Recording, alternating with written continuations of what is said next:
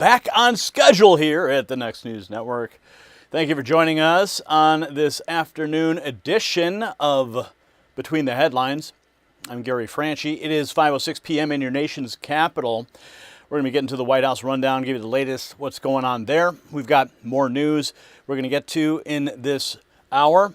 We got some breaking updates on the assassination attempt on the Treasury Secretary, some new outcomes there.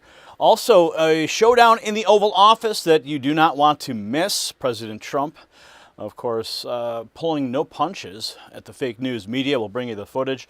And, of course, the controversial topic of flock cameras is resurfacing. The president weighing in on that as well. Also, just dropping on the channel moments ago, an interview that I just conducted with Jonathan Cahn about his new book, The Altar of Pergamon. And I'll tell you, of all the interviews I have done, I think that this interview was one of the most fascinating interviews that I have ever done, and it is something that you must watch. It is on the channel now, but of course, don't watch it right now. Watch it after this live episode. But his new book is called The Altar of Pergamon, and it is out. I believe it's dropping September 1st. You might be able to get pre-orders now on Amazon. Regardless, the interview will blow your mind. There are things that were discussed that I really had no idea the parallels to modern history and how we got to where we are today. So make sure you checked out that interview, and we're going to get into our White House rundown right now.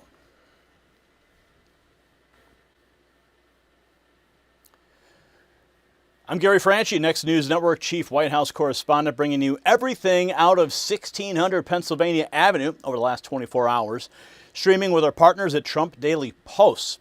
And the headline is a number. Violent crime in America fell 9.3% in 2025, the largest single-year drop ever recorded.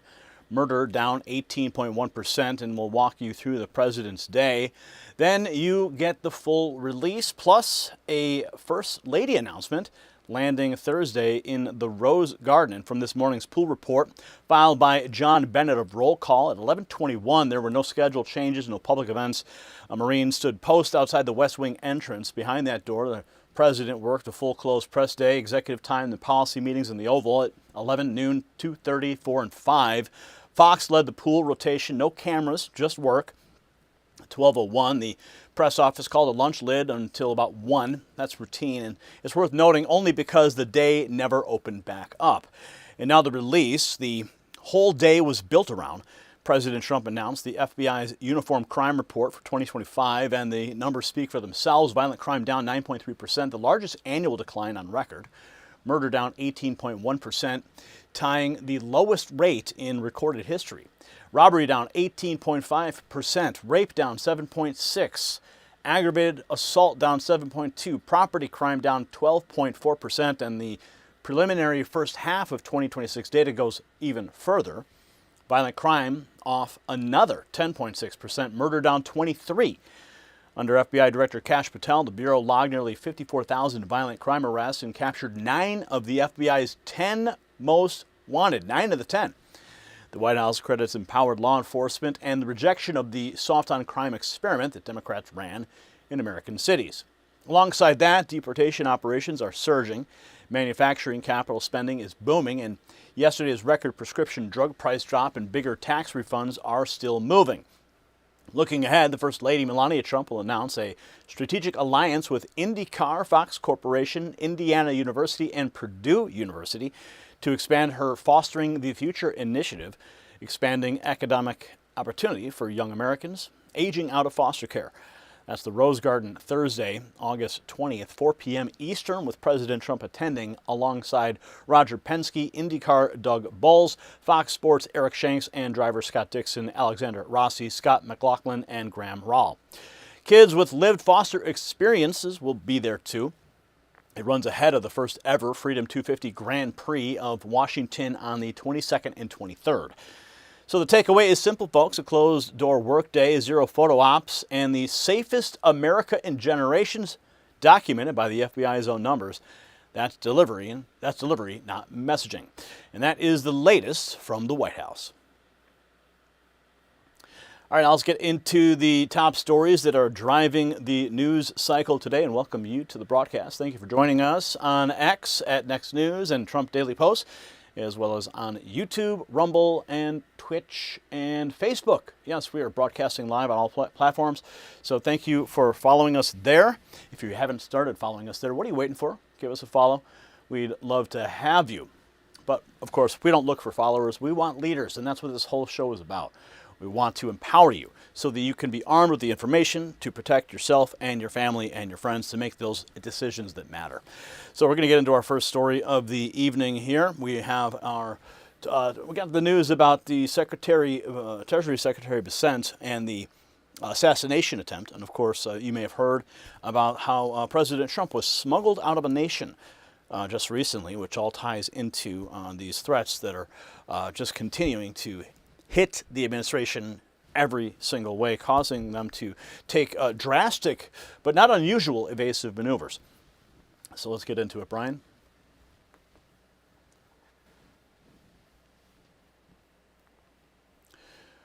Ryan English walked into Washington with a folding knife and 2 Molotov cocktails to kill Treasury Secretary Scott Bessent 2 hours after he was sworn in. The federal judge could have given him 121 months. Instead, he gave him 73, 6 years. The judge explained why out loud, and I want you to hear this reasoning for yourself.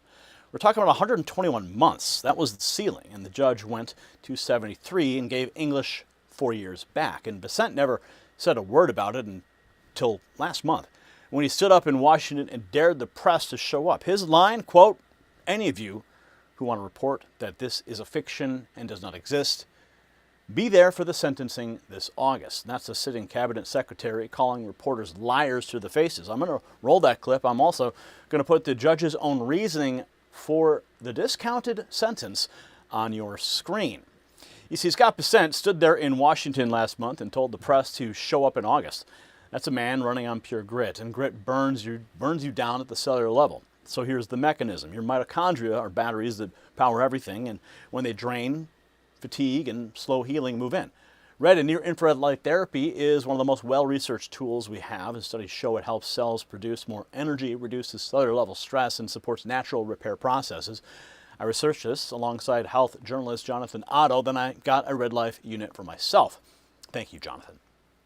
9 clinically studied wavelengths, dual-chip technology, twice the power of standard devices and built to actually work. Go to myredlight.com/NNN. Links in the description. Use NNN Rep 25 for individual items, 25% off individual devices. NNN Rep 30 for bundles, 30% off. Stock is limited. Now let's get back to that courtroom. See, English turned himself in. He walked up to Capitol Police and told them what he was carrying. And that's the part the sentence hangs on. Surrender as mitigation. So the man who came to burn Bessent alive gets credit for changing his mind at the door. In which you see how the reaction lane handles that. So let's get into it here. Molotov plot against Bessent. Judge hands back 73 months.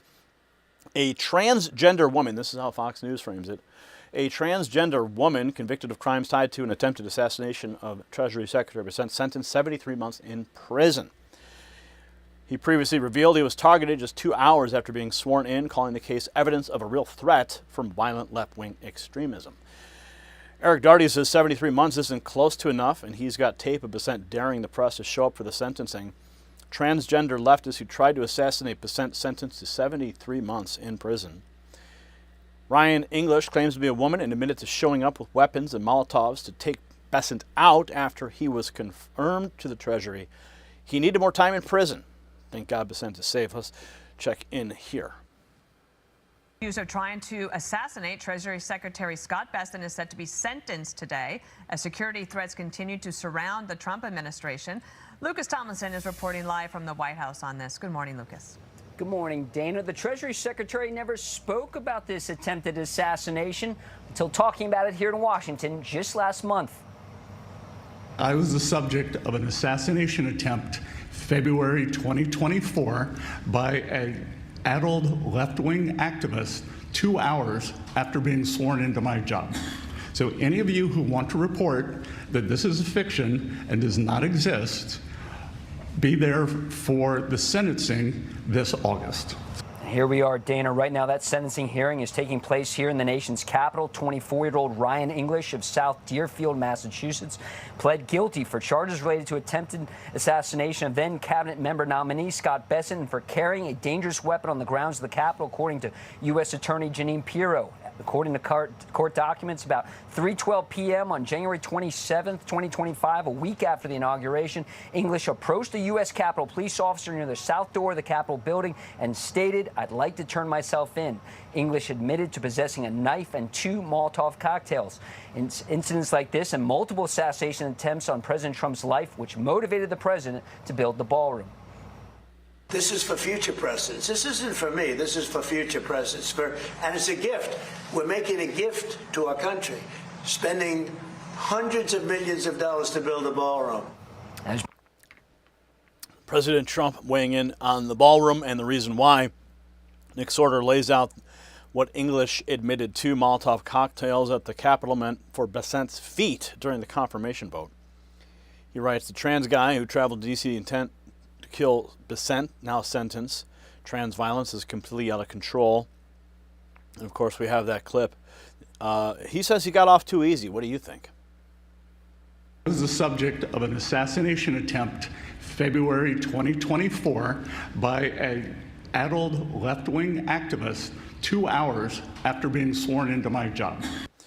Now the numbers behind the number, Lucas Tomlinson breaks down why the judge went 73 months when the max was 121 and the 20 months already credited. District judge has sentenced Michael Riley English to 73 months in prison for crimes related to an attempted assassination of Treasury Secretary Scott Bessent. And this crime took place about a week after the inauguration when Bessent was a Treasury Secretary nominee. And the suspect, Riley, has now been convicted of 73 months. Actually turned himself in to the U.S. Capitol Police, saying he had 2 Molotov cocktails and a knife. And the judge, when handing out the sentence, was just over 6 years. Some people may have been wondering why it's not longer. The judge took that in consideration, was facing a maximum of 121 months in prison. But the judge took that in consideration. This is something, Kaylee, we didn't know about until just last month when, at least we hadn't heard from Treasury Secretary Scott Bessent when he said last month what it meant to have this person try to attempt an assassination on his life. So again, 73 months is the sentence for Michael Riley English. And that sentence should be going to be started soon. And the judge is awarding 20 months' time served already for the time English remained in prison. So, the wire version of it, straight from Breaking 911. Transgender woman convicted of crimes tied to an assassination attempt. Well, Bessent wasn't just a target here. Donnie Cope reports Bessent, Marco Rubio were sitting on a decoy Air Force One out of Turkey when President Trump flew a different jet. You may have heard about this. A decision to sneak President Trump out of Ankara on a separate Air Force One jet last month was made about 4 or 5 hours before his scheduled departure, driven by intel that an Iranian terror cell had snuck into Turkey with a shoulder-fired missile, according to a senior Trump administration official. I was actually, when he was going to Turkey, I was terrified that this would occur. I had a feeling that he would be a sitting duck there. And of course, behind the scenes, all these things happen. So, you know, you can just kind of tell the way the temperature in the world is right now. Secretary of State Marco Rubio and Secretary Bessent were on a decoy flight last month when President Trump secretly took a different plane from the publicly identified Air Force One aircraft from the NATO summit, according to sources. War Secretary Pete Hegseth was on a secret flight with President Trump out of Turkey. Rubio and Bessent, who separated and maintained the line of secession, were aware the president was on another secret plane. Several other White House aides were on the decoy flight, including Miller, Scharf, Chung, Needham, and Worthington and Crowley. While the plane the president was traveling on is supposed to be identified as Air Force One, the decoy flight was publicly identified as Air Force One. So this elaborate deception wasn't improvised. It traces back to a 2018 Christmas trip to Iraq, where a British plane spotter blew President Trump's cover by photographing the unmistakable presidential jet over South Yorkshire, forcing the White House to develop increasingly sophisticated deceptions for every secret trip since. And now we fill in the gaps here. Constitution X. This is what will raise the hair on your neck. A catering truck, a ghost military jet, an Iranian cell with a shoulder-fired missile.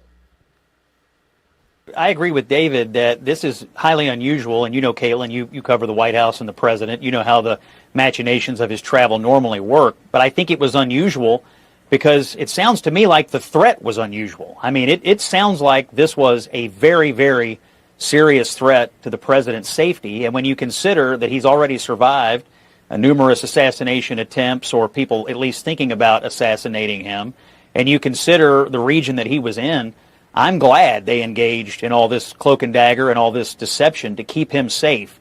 I think every time he walks outside of the White House, whether he's traveling domestically or internationally, somewhere in his mind he must believe, you know, I don't know if I'm coming back here tonight because of what he has lived through. I fear for him and what might happen to him every single day. And, you know, this story raised up the hairs on the back of my neck when you consider how they had to move him around. But I'm glad they did it, and I'm glad they got him back to the United States safely. I'm glad he was at the meeting over there, by the way. It was important for the American president to be there. But you can only imagine, and David knows this, the level of threat and the level of alarm that would have been required to set up this kind of deception must have been extremely heavy. And that is where President Trump, right there on your screen, being smuggled out in a catering truck from Air Force One. Absolutely wild. These are the times that we are living in right now. Be there for the sentencing this August. That's what Scott Bessent said on camera in Washington to a press corps that spent a year pretending violent left-wing extremism against the administration was a fiction. Well, August came, the sentencing happened, and the cameras that swore it wasn't real got 6 years and a shrug. So show me the outlet that ran a correction today. Nobody.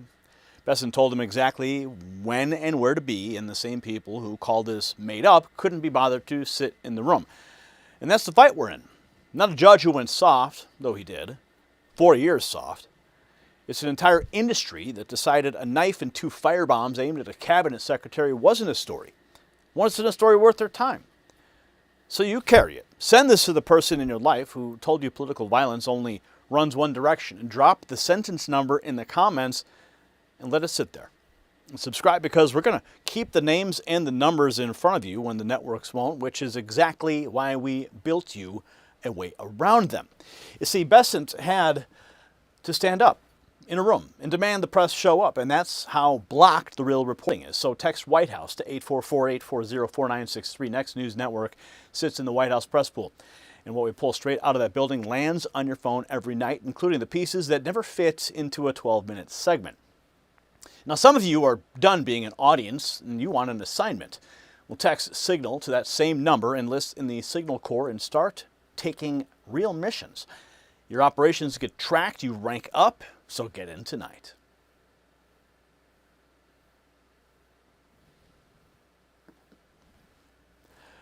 All right, moving right along. The news is on fire today. We're going to be moving into the Oval Office, and we are going to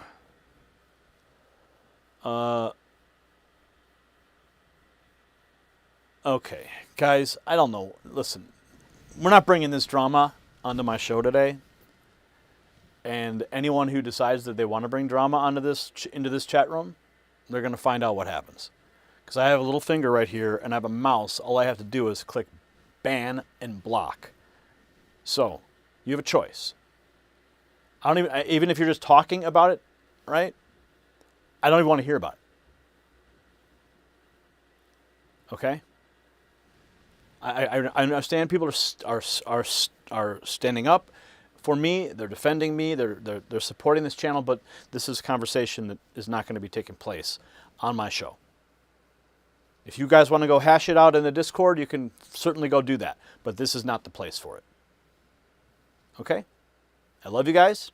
Thank you, sure you. I appreciate it. Thank you for tipping me off to what was going on. We're going to leave it there. Leave it in the Discord. This show and the comments here are about the content that we create and not people's drama that is created outside of this newsroom, outside of Discord, or elsewhere. End of story. I don't have to take my time from my show so that I have to explain this to people. I have a show to do. I'm not a babysitter. All right? So, sure you, if anyone brings it up, you go ahead and you can mute them for 10 minutes. I don't care. That's what's going to happen. And that includes defending me, guys. Keep the comments on the chat on topic.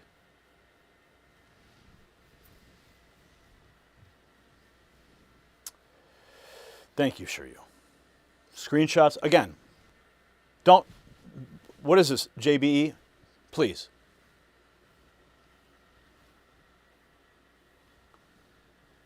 Brian, let's go to the next topic, please.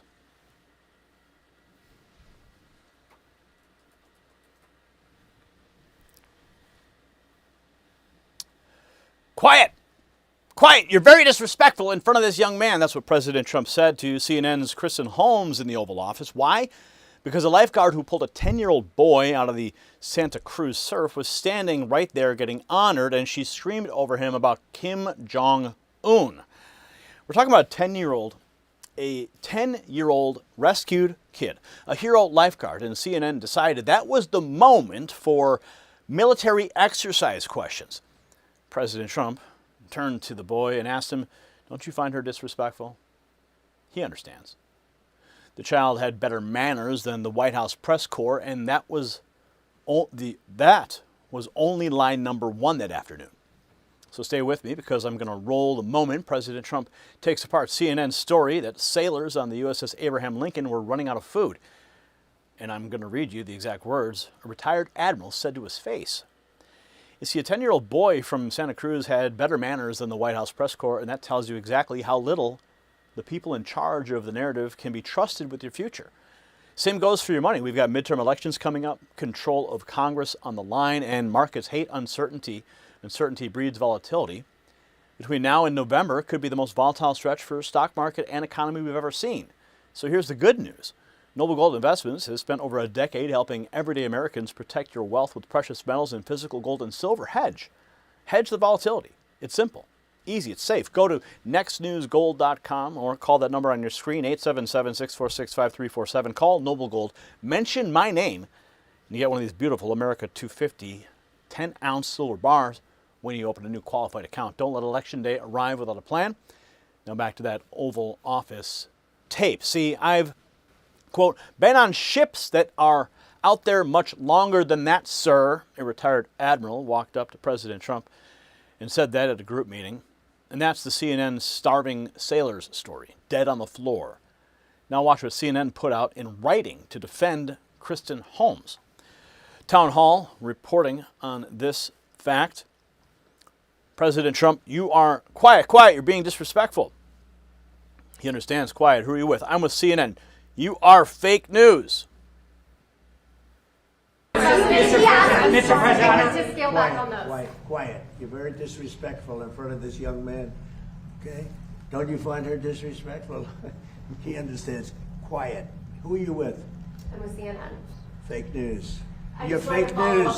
You're a loud, boisterous person. You're fake news. Be quiet. Be quiet. Be quiet. You're a fake reporter, and you report fake news.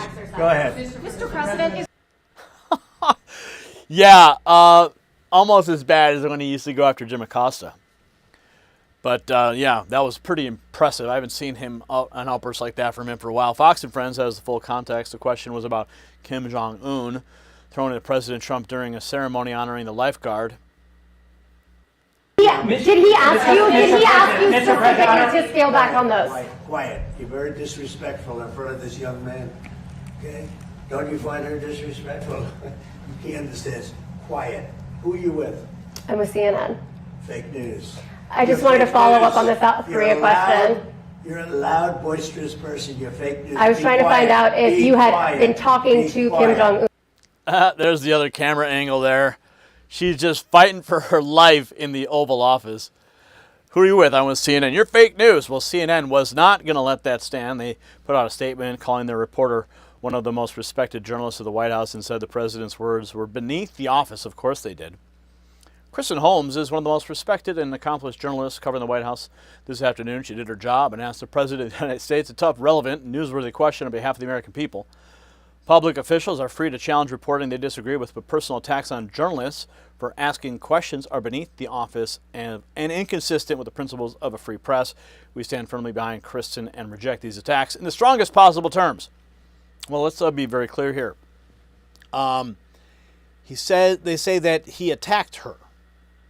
He attacked her. Personal attacks on journalists. No, I believe he was attacking the outlets, calling the outlet fake news. Well, you know, CNN is actually might just be sold very soon. MAGA Voice sums it up. CNN is mad that President Trump mocked their fake news reporter. This makes me happy. Thank you, MAGA Voice. And this is not the first time President Trump called out CNN's reporting. Here is the story about the sailors on the USS Abraham Lincoln running out of food, and the retired admiral who told him otherwise. Is there enough food on the USS Lincoln? Yeah, it is. That was a CNN fake report. The Lincoln has been out there for a period of time, good period of time. But over the years, we've had them out there much longer. I was at a group meeting, and an admiral came up to see me over the weekend. And it was at a big group, and he happened to be an admiral retired. He said, I've been on ships that are out there much longer than that, sir. And I know people on the Lincoln, they say it's beautifully maintained and beautifully taken care of. And other people went out and they found out to be true. It was fake news reporting from CNN. You are a loud, boisterous person. You're fake news. Be quiet, be quiet, be quiet. You're a fake reporter and you report fake news. His words. And he didn't say that defending himself. He said it defending a 10-year-old boy and the man who dragged him out of the water. That's the whole tell right there. So CNN retract the Lincoln story, name your source, apologize to that crew and to every military family that spent a weekend scared that their sailor was going hungry. Because here's what CNN gave us instead. And say it with me. Kristen Holmes is one of the most respected and accomplished journalists covering the White House. That's it. A character reference, not one word about the ship. They quit defending their reporting, and now they only defend their people. Nobody arrested her. Nobody pulled a credential. The man told a loud woman to stop yelling over a rescued kid, and 80% of the country cheered. So share this with somebody who still believes decency matters, and tell me in the comments if that boy handled himself better than the press corps. We already know the answer, and we're not asking permission anymore. You see, when a network fabricates hungry sailors and answers with a press release, you need a line that doesn't run through them. Text White House to 844-840-4963. Next News Network is credentialed inside that building. What our people pull from the halls lands on your phone every night ahead of the crowd, no matter what YouTube decides to bury. Now, some of you, you've watched enough tape. You want to post. You want to post. You want action. So text Signal to that same number, enlist in the Next News Signal Corps, and work the board with patriots who rank up by actually showing up. Get in tonight.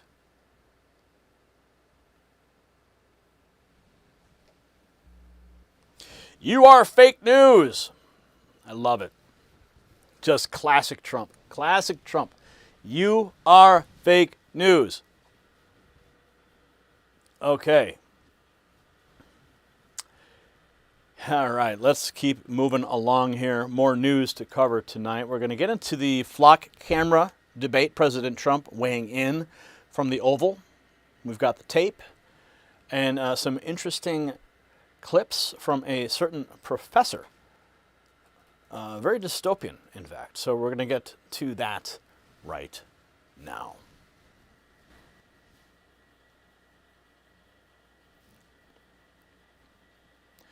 Dr. Viet Trin stood up in a Columbus Council chamber and called flock a dystopian violation of our rights.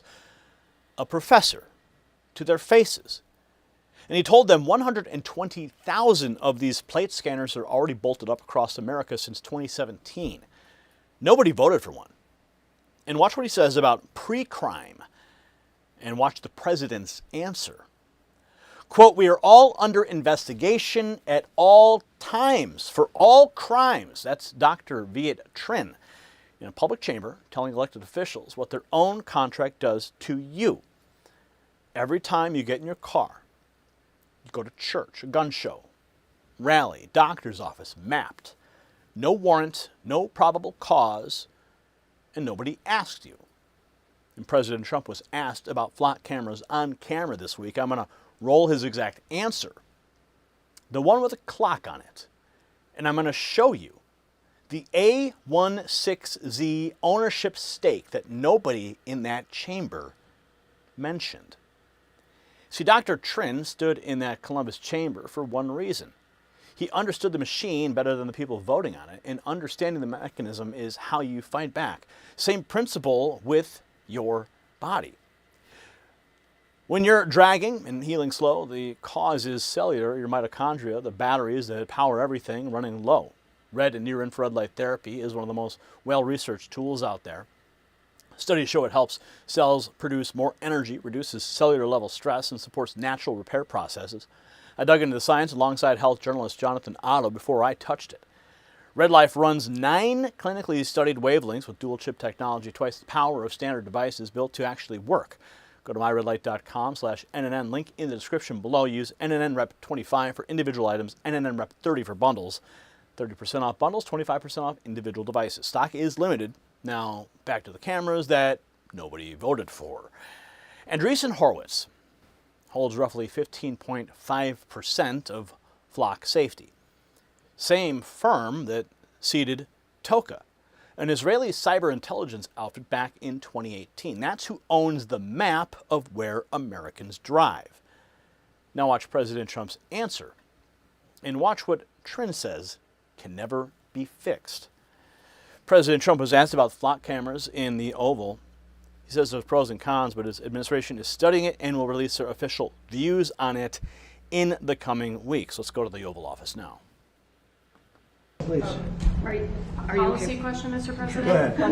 There's a lot of debate right now about these license plate scanners that are going up across the country. They're called flock cameras. People are worried that the police might misuse them.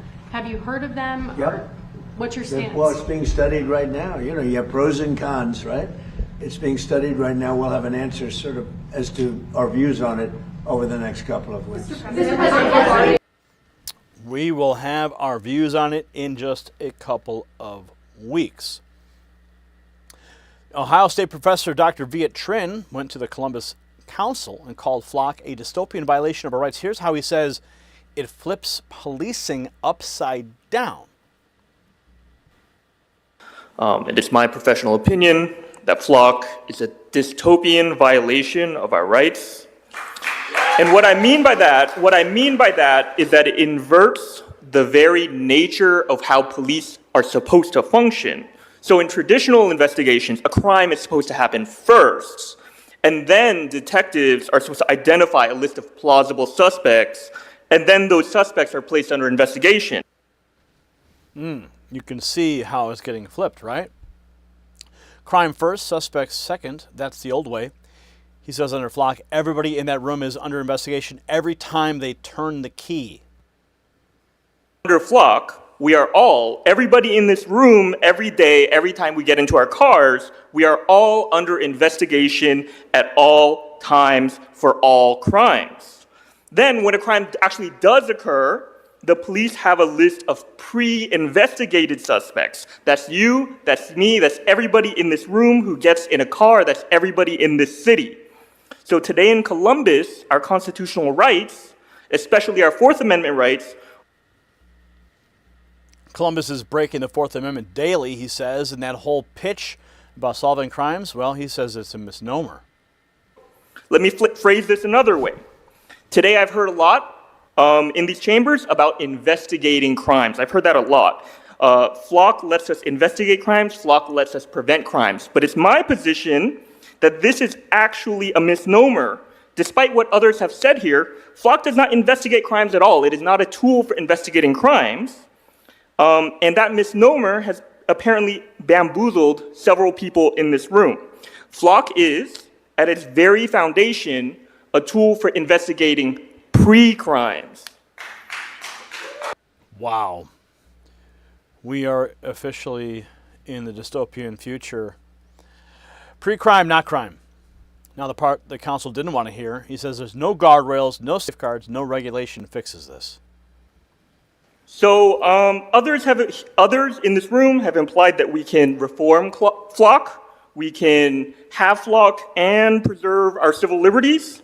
We can make this technology work for us. We just need to install more safeguards, we just need to install more protections, we just need guardrails that will prevent abusers from stalking their ex-girlfriends. Yet the very nature of this technology, that is, the technology as a tool for investigating pre-crime, categorically precludes that. This is not a technology that can be reformed or regulated or managed. He's not done. He closes by telling the chamber they can never have Flock and civil liberties both. He tells them exactly what he saw in that room. Managed. It is not a technology that can be made righteous. On this matter, we cannot and we can never have our cake and eat it too. To believe otherwise is hubris, and to be frank, I have seen a baffling amount of hubris in this chambers today.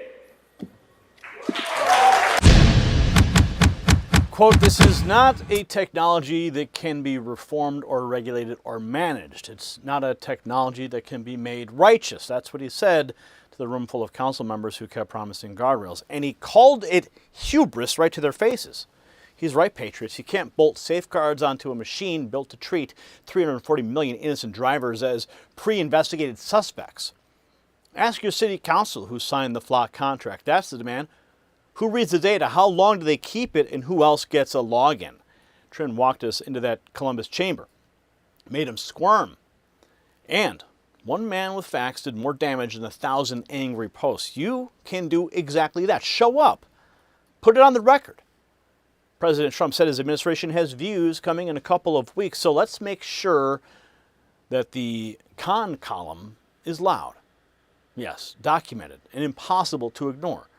And share this with the people in your town who sit on that council and drop a name of your city in the comments so we can track where these cameras went up. And subscribe because we're staying on this one until we get an answer.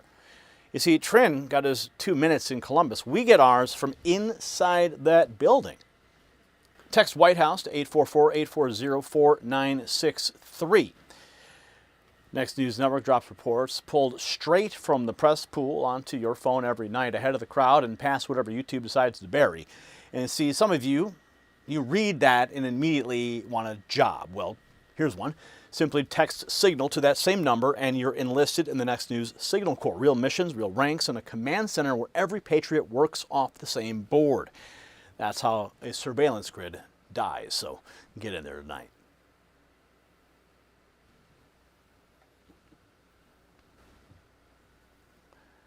All right, folks, it's great to be back in studio and great to be back on schedule. And I hope you guys have a wonderful evening. I have some family events to attend to. Make sure you check out the Altar of Pergamon, the exclusive interview with Jonathan Cahn I just did and just published on the channel.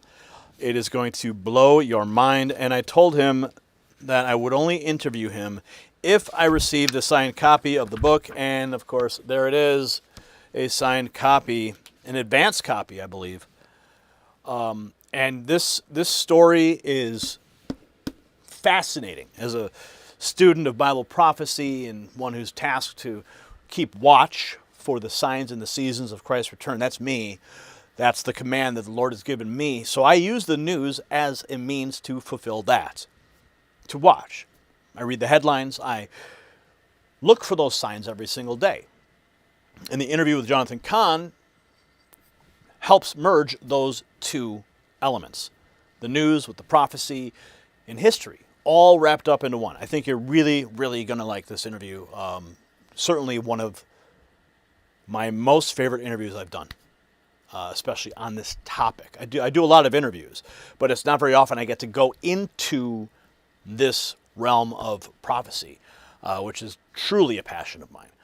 So, again, the Lord has called me to be a watchman, to share the news, but also remember, whenever I'm looking at the news, I'm also, and I may not say this all the time, I'm also in the back of my mind tracking the prophecy from Scripture, because I know there's only one way out of this, not through politicians and not through, our own actions. It is through the blood of Christ.